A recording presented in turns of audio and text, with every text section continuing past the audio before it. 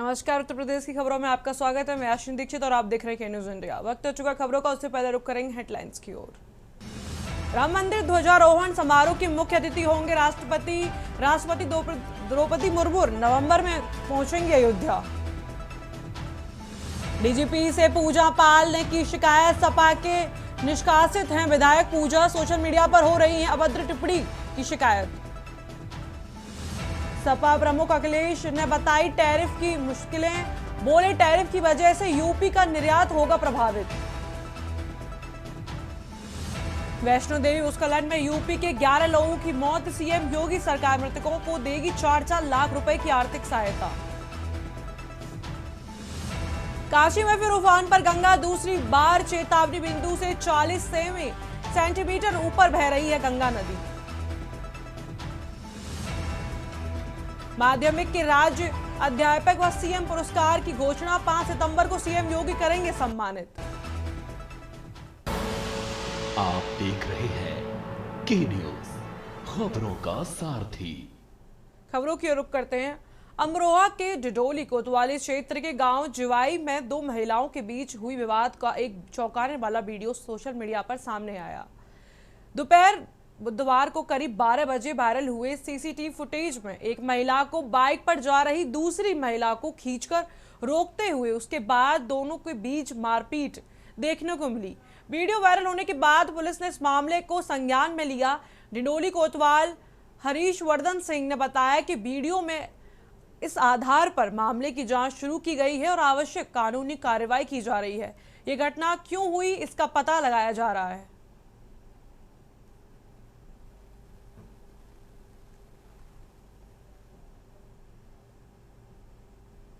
अगली खबर की ओर रुख करते हैं। शाहजहांपुर में उस समय सनसनी फैल गई जब दुर्गा एनक्लेव कॉलोनी में हैंडलूम कारोबारी दंपति ने आर्थिक तंगी से परेशान होकर अपने बेटे की जान लेने के बाद खुदकुशी कर ली। घटना ने पूरे इलाके को हिलाकर रख दिया। पुलिस के मुताबिक हरियाणा हैंडलूम के मालिक सचिन ग्रोवर और उसकी पत्नी शिवांगी ग्रोवर पिछले काफी समय से कर्ज से दबाव में थे। उसके गहने, कार और घर तक गिरवी रखी हुई थी। मानसिक तनाव और तंगी से निराश होकर दंपति ने अपने 4 वर्षीय बेटे फतेह को जहरीला जहर खिलाकर उसके बाद उसकी मौत हो गई। इसके बाद दोनों ने घर के अंदर फांसी के फंदे से अपनी जान ले ली। मौके पर पहुंची पुलिस ने तीनों शवों को कब्जे में लेकर पोस्टमार्टम के लिए भेज दिया। इस दौरान पुलिस को दंपति के मोबाइल में 36 पन्नों का सुसाइड नोट बरामद हुआ, जो हिंदी और अंग्रेजी दोनों भाषाओं में लिखा गया था। सुसाइड नोट में आर्थिक तंगी और प्रताड़ना का विस्तार से जिक्र किया गया था। स्थानीय लोगों का कहना है कि शाहजहांपुर सूदखोरों की दबंगई और ऊंचे ब्याज पर कर्ज देने की घटनाएं लगातार बढ़ रही हैं, लेकिन प्रशासन इस पर अंकुश लगाने को नाकाम है। इसी वजह से आत्महत्या करने वालों की संख्या में इजाफा हो रहा है।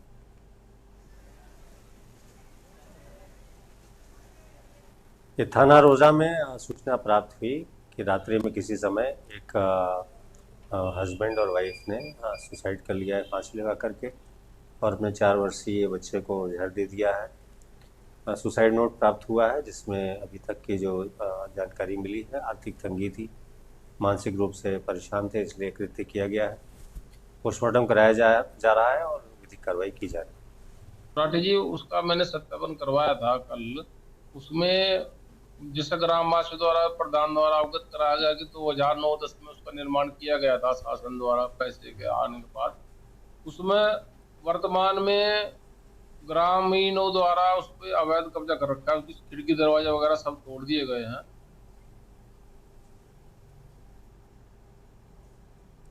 कानपुर के श्यामनगर क्षेत्र में कुत्ते के काटने से गंभीर रूप से घायल हुई बीबीए छात्र वैष्णवी साहू को अब जीएसबीएम मेडिकल कॉलेज ने अपनी जिम्मेदारी लेते हुए गोद लिया है। मेडिकल कॉलेज के प्रिंसिपल डॉक्टर संजय काला ने छात्रा के परिजनों से मुलाकात कर आश्वासन दिया कि बच्ची के इलाज और भविष्य को लेकर किसी तरह की चिंता करने की जरूरत नहीं।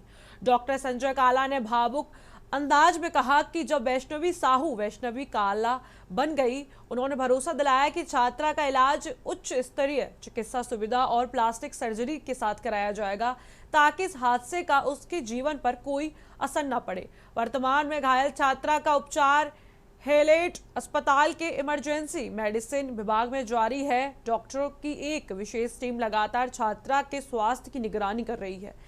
इस पहल को देखते हुए लोगों ने जीएसबीएम मेडिकल कॉलेज प्रशासन की सराहना की और इसे मानवीय संवेदनशीलता का बड़ा उदाहरण बताया।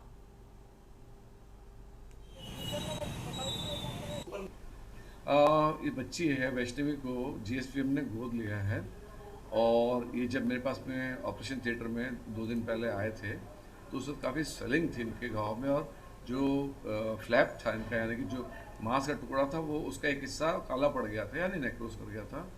तो प्लास्टिक सर्जन हमारे यहाँ डॉक्टर प्रेमशंकर हैं, वो इनका इलाज कर रहे हैं। तो कल उन्होंने इनको ये ओटी में ले गए, खोला तो उसमें पस भरा पड़ा हुआ था क्योंकि डॉग बाइट थी तो ऑब्वियसली कंटामिनेटेड वुंड था, तो कंटामिनेटेड वुंड में इन्फेक्शन के चांसेस बहुत हाई होते हैं। तो वो पहले इनके बाहर कहीं टाँके लगे थे, तो ये जब आए हमारे पास में तो इनके टाँके लगाए, कल पूरा पस था वो ड्रेन किया गया, इसी वजह से इसको काफ़ी फीवर और दर्द था। इलाज देखिए उसको तो 17 टाके लगे थे। पहले हम लोग टेंडम काशीराम ले गए थे तो वहाँ पर उन्होंने क्या कहते हैं तुरंत काशीराम वालों ने भी तुरंत इलाज किया, टाके लगाए और एंटीबायोटिक्स इंजेक्शन दिया। फिर उन्होंने कहा कि यहाँ पर बच्चे को इन्फेक्शन हो सकता है तो आप जो है इसको घर ले जाइए और इंजेक्शन उन्होंने लिख दिए थे तो लग रहे थे। फिर मीडिया के थ्रू फिर ये हुआ कि हमको ये सब चांस मिला यहाँ पर आने का, तो मेडिकल कॉलेज में आए डॉक्टर काला जी हैं, उन्होंने बहुत अच्छे से और मतलब पहले हम लोगों ने कल भर्ती उन्होंने करवाया, अंडर ऑब्जर्वेशन रही और आज उसको एक बहुत अच्छे रूम में एसी रूम प्रोवाइड कर दिया गया है। खबर बलिया से है, जहां देश के अलग अलग मुद्दों पर भले ही बीजेपी कांग्रेस अलग अलग हैं, मगर बलिया का चर्चित अधीक्षण अभियंता जूता कांड मामले में जेल गए बीजेपी कार्यकर्ता मुन्ना बहादुर सिंह के समर्थन में बीजेपी कांग्रेस और करनी सेना एक साथ उतरी सड़क पर जिला कलेक्ट्रेट पर प्रदर्शन किया। मुन्ना बहादुर सिंह पर मुकदमे वापस लेने के साथ साथ भ्रष्ट अधीक्षण अभियंता पर मुकदमा दर्ज करने की मांग और मांग पत्र जिला प्रशासन को ज्ञापन सौंपा। बीजेपी नेता ने खुली धमकी दी, कहा ऐसे घूसखोर और भ्रष्ट अधिकारियों के साथ ऐसी घटना रोज होगी। कार्यकर्ताओं से नेता और नेता से कार्यकर्ता नहीं। बीजेपी नेता विनोद तिवारी ने कहा कि बीजेपी कार्यकर्ता के लिए सभी दल आए हैं, उनका हम स्वागत करते हैं। तो वहीं भ्रष्ट अधिकारियों को दी धमकी, अगर हमें घूस देना पड़ेगा तो ऐसी घटनाएं रोज होंगी, हम जेल जाने के लिए तैयार हैं, हम जेल से नहीं डरते। जिला कांग्रेस कमेटी के उपाध्यक्ष राहुल सिंह ने कहा कि हम मुन्ना बहादुर सिंह के समर्थन में फर्जी मुकदमा वापस लेने की को लेकर कलेक्ट्रेट में पत्रक देते हुए आए हैं। लोग जिलाधिकारी बलिया महोदय को ज्ञापन देने आए थे। भारतीय जनता पार्टी के वरिष्ठ कार्यकर्ता मुन्ना बहादुर के द्वारा फर्जी मुकदमा अधीक्षण अभियंता विद्युत के द्वारा कराया गया है और उस फर्जी मुकदमे को वापस कराने के लिए हम लोग मांग पत्र दिए और अधीक्षण अभियंता विद्युत विभाग बलिया के विरुद्ध भी जांच कर प्राथमिकी दर्ज करने की हम लोग मांग किए हैं और फर्जी मुकदमा वापस करने के लिए और मुन्ना बहादुर के न्याय करने के लिए हम लोग भारतीय जनता पार्टी का कार्यकर्ता एक सांकेतिक रूप से ज्ञापन दिए हैं और इसकी योजना बनाएंगे। मुकदमा वापस नहीं होगा तो हम लोग योजना बनाएंगे और बड़ा से बड़ा हम लोग आंदोलन खड़ा करेंगे। हम जिलाधिकारी कार्यालय पे आए हैं और एक प्रखर समाजसेवी कर्मठ नेता मुन्ना बहादुर सिंह जी पर फर्जी मुकदमा लिखाया गया है। इसके खिलाफ हम लोग करनी सेना संगठन आए जिलाधिकारी से मिलने पत्र देने। अगली खबर की ओर रुख करते हैं। देश भर आज गणेश चतुर्थी का पर्व बड़े धूमधाम से मनाया जा रहा है। जिले भर में अलग अलग स्थानों पर गणेश चतुर्थी के अवसर पर शोभा यात्राएं निकाली जा रही हैं। मंदिरों को भव्य तरीके से सजाया जा रहा है। शोभा यात्रा के दौरान भक्त एक दूसरे पर गुलाल लगाकर जश्न मना रहे हैं। गजरौला शहर में भी सेना के द्वारा शहर में शोभा यात्रा निकाली गई। इस दौरान पुलिस ने भी शोभा यात्रा पर फूल बरसाकर उनका स्वागत किया।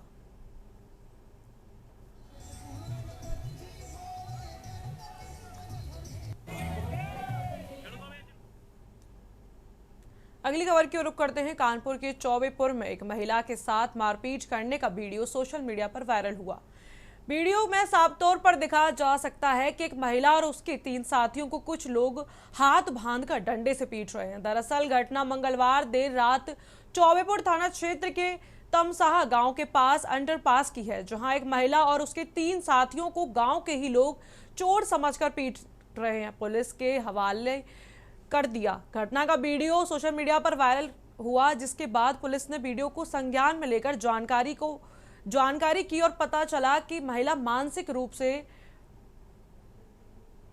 इस मामले में डीसीपी कपिल देव सिंह ने बताया कि दोनों को चोर समझकर पकड़ लिया गया। पुलिस की पूछताछ में महिला मानसिक रूप से विक्षिप्त है, जिसको कानपुर के जिला अस्पताल सीएमओ के पास भेजा गया। जिस घटना की आप बात आज सायं रात की है, कुछ ग्रामवासियों ने एक महिला को चोर समझ करके पकड़ लिया था और थाने के सुपुर्द दिया था। उस संबंध में अवगत कराना है कि वो महिला पूर्ण रूप से विक्षिप्त बताई गई थी और उनसे जो भी पूछताछ हो सकी उसमें ये खुलासा हुआ है। बाकी उनको जो है सीएमओ ऑफिस में पूछ करके उनको कहाँ उचित जगह भेजा जाना है उनको भेज दिया गया है। अगली खबर की ओर रुख करते हैं। खबर कानपुर से है, जहां बिठूर थाना क्षेत्र में एक बार फिर तेज रफ्तार का कहर दिखाई दिया। साथ ही हादसे के बाद जाको राखे साइया बाल न बाका होए कहावत भी पूरी तरीके से चरितार्थ हुई। वंदना चौकी क्षेत्र के पास एक तेज रफ्तार ट्रक ने मोपेड को जोरदार टक्कर मार दी। हादसे के दौरान मोपेड ट्रक में फंसकर घिसटने लगी, जिससे 2 व्हीलर के में आग लग गई। इसके बाद मोपेड चालक अशुपाल घायल जरूर हो गया, लेकिन किसी तरीके से अपनी जान बचाने में कामयाब हुआ। पर प्रत्यक्षदर्शियों के मुताबिक हादसे का मंजर दिल दहलाने वाला था, जिससे कुछ समय के लिए सभी की सांसें थम गई थी। हादसे की सूचना मिलते ही पुलिस मौके पर पहुंची और गंभीर रूप से घायल अंशु को आनन फानन में नजदीकी अस्पताल में भर्ती कराया। एडीसीपी पश्चिम कपिल देव सिंह ने बताया कि गाड़ी सीज करते हुए ट्रक चालक को गिरफ्तार कर लिया गया है।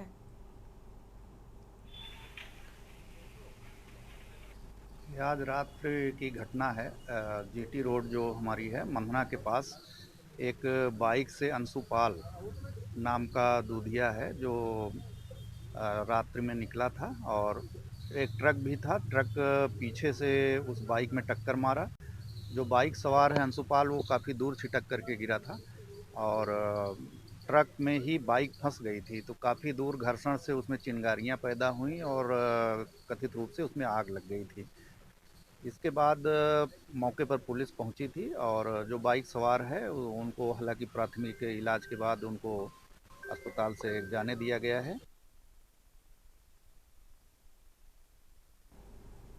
अगली खबर की ओर रुख करते हैं। देश भर के ज्यादातर घरों को पंडालों में गणपति बप्पा विराज चुके हैं। मुख्य रूप से यह महोत्सव सबसे पहले महाराष्ट्र में शुरू हुआ था। इसके बाद देखते देखते देश भर में बड़े उत्साह के साथ ये महोत्सव मनाया जाने लगा।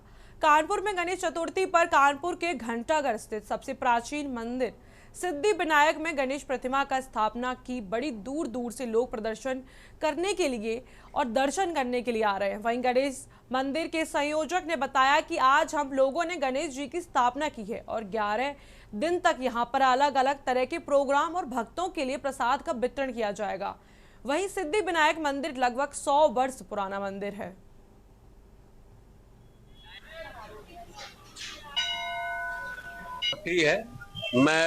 मैं मंदिर जो है आज करीब 25-30 साल से आ रहा हूँ और ये मंदिर ऐतिहासिक है। 102 वर्ष पुराना मंदिर है, लेकिन ये 2000 में इसका जीर्णोद्धार हुआ। तब से हम लोग जो है बहुत सक्रिय होकर के जुड़ गए और उसके बाद में जो है जब ये इसका जीर्णोद्धार हुआ तो ये जो है दिन पे दिन सिद्धि विनायक मंदिर हमारा कानपुर का बड़ा मशहूर हो गया। जैसे एक सिद्धि विनायक महाराष्ट्र में बॉम्बे में है। मैं इस मंदिर में काफी समय से जुड़ा हूँ, लेकिन अब सदस्य के बतौर मैं यहाँ 4 या 5 साल से जुड़ा हुआ हूँ। आज से गणेश महोत्सव की शुरुआत होती है। आज से हम लोग 11 दिन तक निरंतर गणेश महोत्सव मनाते हैं। सुबह 7 बजे पूजन शुरू होता है और लगभग आखिरी आरती जो है 9 बजे होती है, उसके बाद में फिर पब्लिक अपना अपना आरती करती रहती है।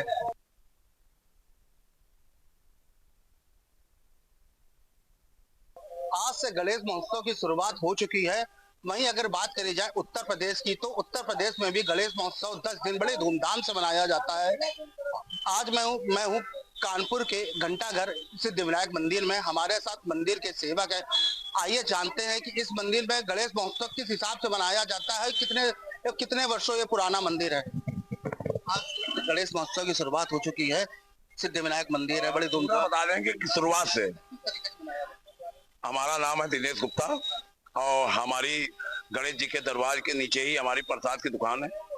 बाकी मैं जब से होश संभाला हूँ, यहाँ गणेश जी का जब बसड्डा था तब इतना नहीं मानता थी, जबकि इनका जो स्थापना करी थी वो बाल गंगाधर तिलक ने स्थापना करी थी। ये 100 साल पुराना मंदिर हो चुका है और यहाँ भक्त नहीं आते थे, भोग जाता था पंडित जी घंटी, और ऐसा मानता भाई है कि लोगों की मनोकामना पूरी होती है। भीड़ कोई किसी को न्योता नहीं देता है, खुद अपनी अब भीड़ चलने लगी।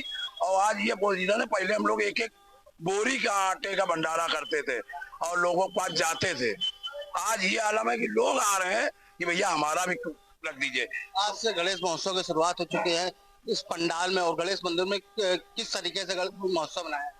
हम लोग भाई साहब यहाँ पे बड़े धूमधाम से एक हल्दी कुमकुम का कार्यक्रम होता है, वो महिलाओं का कार्यक्रम होता है, वो ऊपर होता है सिद्धिविनायक के ऊपर विराट स्वरूप में, और भजन संध्या होती है। अब ये यहाँ पे अभी रामायण होने जा रही है, आज बैठेगी पंडाल में और कल इसकी राजगद्दी है। ये हमारा गणेश परिवार पूरा ये उत्सव हम लोग मनाते हुए चले आ रहे हैं और इसका धूमधाम से मनाते हैं। और ये प्रभु ही हम लोगों को ताकत देते हैं, कैसे देते हैं और कैसे करा लेते हैं। यहाँ पे रथ यात्रा भी निकलती है, गणेश जी सवार होते हैं, वो कब? भैया ये अभी हमारा आज स्थापना यात्रा थी, अब हमारी 6 तारीख को विसर्जन यात्रा शनिवार को अपने ही क्षेत्र में भ्रमण करते हुए हमने यहाँ पे गणेश कुंड बना रखा है, क्योंकि वहां पे हम लोग जाते थे तो वहां फेंका जाता था, तर ऊपर फेंका जा रहा। हम लोग 11 दिन उनकी सेवा करें और उसके बाद उनको उस गड्ढे में डालिए।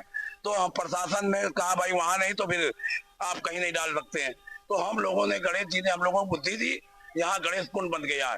रोज गंगा जल आता है, लोग जाने कहाँ का गंगा जल जो घर में रखे रहते हैं वो इस कुंड में डाल रहे हैं। लगभग कितने भक्त आते होंगे बाबा के दर्शन करने के? आज देखिए बुधवार है, आज के दिन बहुत भीड़ होती है, वैसे भी होती है, और ये जो गणेश चौथ है इसमें बहुत ज्यादा होती है।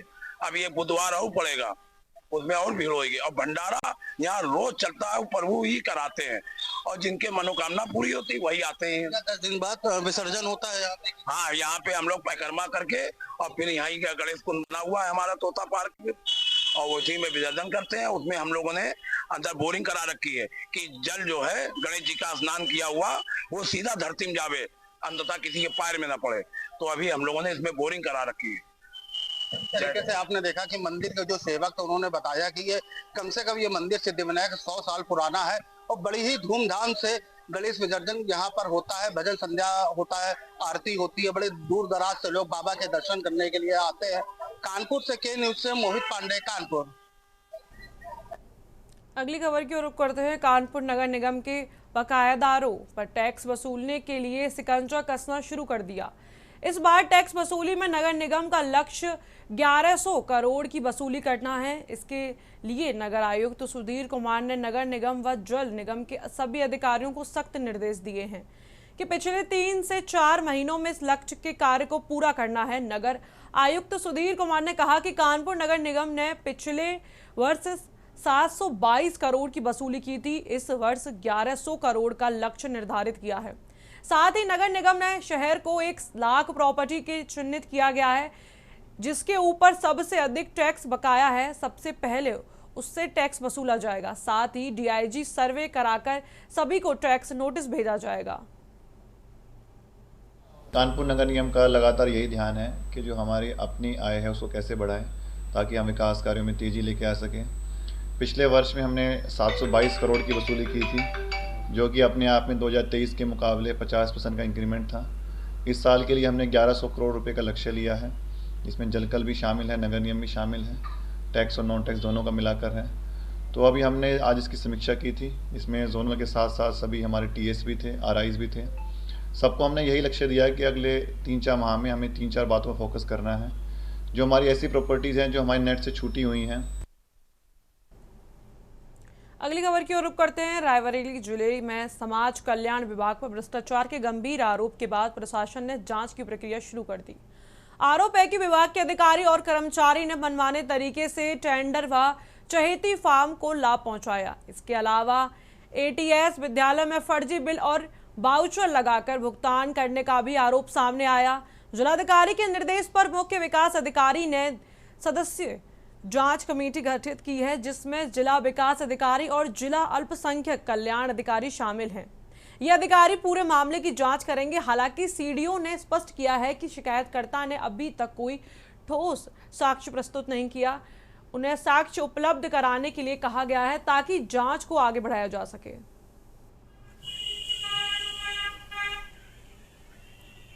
देखिए, समाज कल्याण अधिकारी की जो है एक कुछ कंप्लेंट्स आई हैं और उसके कंप्लेंट को रखते हुए हमने एक जांच समिति का गठन भी किया है जो इसकी जांच करेगी और फिर नियमानुसार आगे कार्यवाही होगी। अभी तक इसमें कोई साक्ष्य नहीं दिए गए हैं, कोई शपथ पत्र नहीं दिया गया है। तो हमारी ये भी जो जांच समिति है वो ये भी अनुरोध करेगी कि जो भी शिकायत करता है जिन्होंने अपना एक पत्र पर लिख के भेजा है वो साथ में साक्ष्य और एक शपथ पत्र भी। अगली खबर की ओर रुख करते हैं। खबर हमीरपुर से है, जहां सुमेरपुर कस्बे से प्रदेश की भाजपा सरकार की आंख खोलने वाली खबर सामने आई। यहां वायरल हो रहे वीडियो में काना सहित गौशालाओं में बढ़ती जा रही मनमानी और धांधली खुलकर उजागर होती हुई दिखाई दी। वीडियो में पशुपालक की आंखों के सामने काना गौशाला में उसका गाय तड़प तड़प कर मौत की ओर बढ़ती दिखाई दे रही है। बताया जा रहा है कि पीड़ित की गाय किसी तरह खूंट से खुलने के बाद भटक कर किसी ने उसको गौशाला पहुंचा दिया, जहां भूख प्यास की वजह से खूंटे से बंधे रहकर समय समय पर भोजन पानी पाती रही पालतू गाय पूरी तरह टूट गई। इधर गाय की तलाश में इधर उधर भटकने के बाद लोगों की सलाह पर बुजुर्ग महिला काना गौशाला पहुंची। यह गाय तो मिल गई, लेकिन वो अपनी अंतिम सांसें ले रही थी।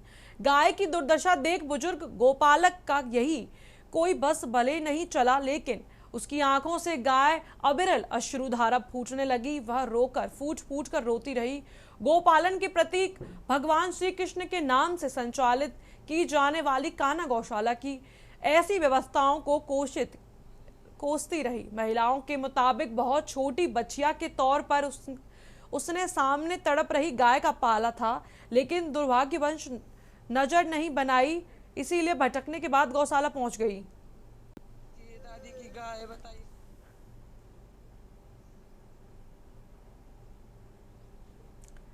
फिलहाल उत्तर प्रदेश की खबरों में इतना ही। आप देखते रहिए के न्यूज़ इंडिया।